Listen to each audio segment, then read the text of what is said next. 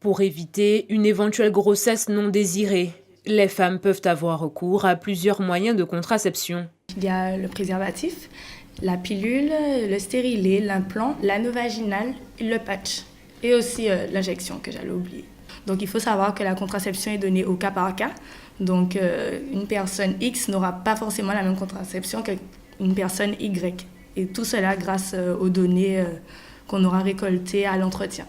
Si toutefois un oubli ou une défaillance de sa contraception devait arriver, là encore, les femmes peuvent avoir recours à une alternative d'urgence. La pilule du lendemain n'est pas une contraception à part entière, donc c'est-à-dire que ce n'est pas une contraception à prendre régulièrement comme la pilule normale.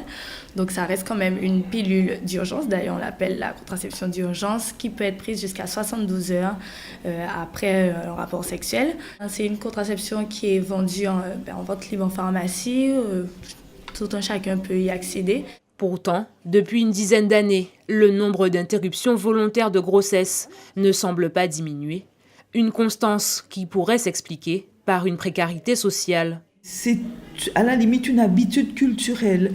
Les femmes ont beaucoup de difficultés de prendre une contraception, de prendre par exemple la pilule régulièrement, donc elles ont souvent accès à l'IVG. Mais il faut dire aussi que c'est qu'elles ont des relations sexuelles épisodiques. Elles ne sont pas installées dans une relation de partenaire fréquente. Et la plupart des personnes qui font des IVG n'ont pas de partenaire stable.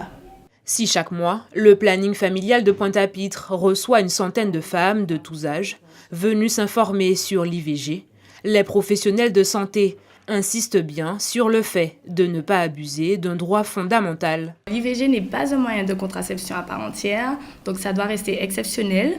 Nous, en France, on a la chance d'avoir justement droit à l'IVG, contrairement à certains pays.